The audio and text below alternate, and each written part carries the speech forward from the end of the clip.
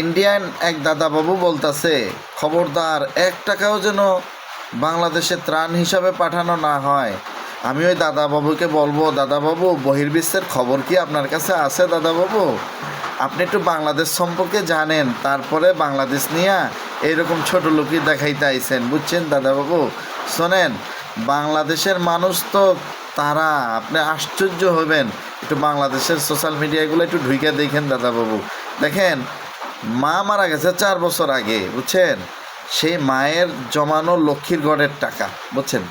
সেই লক্ষ্মীর ঘরের টাকা ছেলে তার মা স্মৃতি হিসাবে রেখে দিছিল ঘরের ভিতরে, যে না এটার মধ্যে আমার মা টাকা জমাইছে, যা আছে আছে, 2 টাকা থাকলেও আছে, 5 টাকা থাকলেও আছে। কিন্তু যখন বাংলার মানুষ বিপদে পড়ছে, ওই ভদ্রলোক তার মায়ের 4 বছরের মৃত্যুর পরের যে স্মৃতি হিসাবে তার কাছে শেষ অবলম্বনটি ছিল তার মায়ের, সেই লক্ষ্মীর ঘরটা আইসা টিএসসিতে আইসা জমা দিয়ে গেছে ত্রাণ হিসাবে মানুষের কাছে পৌঁছে দেওয়ার জন্য, বুঝছেন? এরপরে আরেকটা কথা বলি, শায়েখ আহমদুল্লাহ আসুন্না ফাউন্ডেশন, হ্যাঁ, তারা যে কত কোটি টাকার ত্রাণ বাংলাদেশের ভিতরে বিতরণ করতেছে, সেটা তো আপনি যদি ভালো করে দেখেন দাদাবাবুরা, আপনারা তো 4 বার ঘুরে ঘুরে যাবেন, ঠিক না? এই জন্য বাংলাদেশের একটু মিডিয়াগুলোর ভিতরে থেকে একটু ঘুরে আইছেন, বুঝছেন দাদাবাবুরা? এরপরে বাংলাদেশের যতগুলো রাজনৈতিক দল, চরমোনাই, জামাত ইসলামের ভাইয়েরা সবাই কিন্তু এগিয়ে এসেছে বাংলার মানুষের জন্য। বাংলার মানুষের ভালোবাসাটা বুক চিরা দিয়া দেয় বাঙালিরা, বুঝছেন? বাংলাদেশে আপনাদেরকে ত্রাণ দিতে হবে না। ওই রকম ভিক্ষুক বাঙালি জাতি না তো মিয়া। আপনারা বাংলাদেশের কি মনে করছেন মিয়া? শোনেন, আপনাদেরকে একটা কথা বলি, বাংলাদেশ এটা নিয়ে আমরা প্রাউড ফিল করি মিয়া, ঠিক আছে?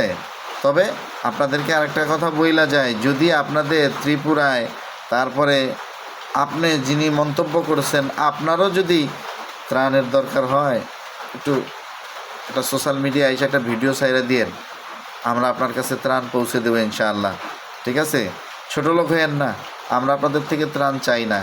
বাংলাদেশের মানুষের যা আছে, বাংলাদেশের মানুষের যেই সম্পদ আছে, সেই সম্পদটাই তো সঠিক পথে যদি ব্যয় করা হয়, তাহলে তো বাঙালি খায়া এরকম 10টা বাংলাদেশ চালাইতে পারে বাঙালি মিয়া, বুঝছেন? তো বাংলাদেশ আপনি কি ত্রাণ দিবেন, বুঝছেন? আপনাদেরকে ত্রাণ দিতে হবে না।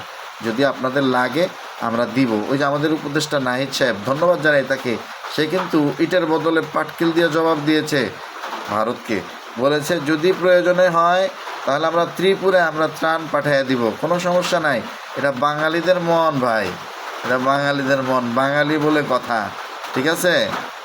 বাঙালিদের মতো এত বড় মন যদি মানে আপনাদের হইতো, তাহলে এই ধরনের কথা বলতে পারতেন না।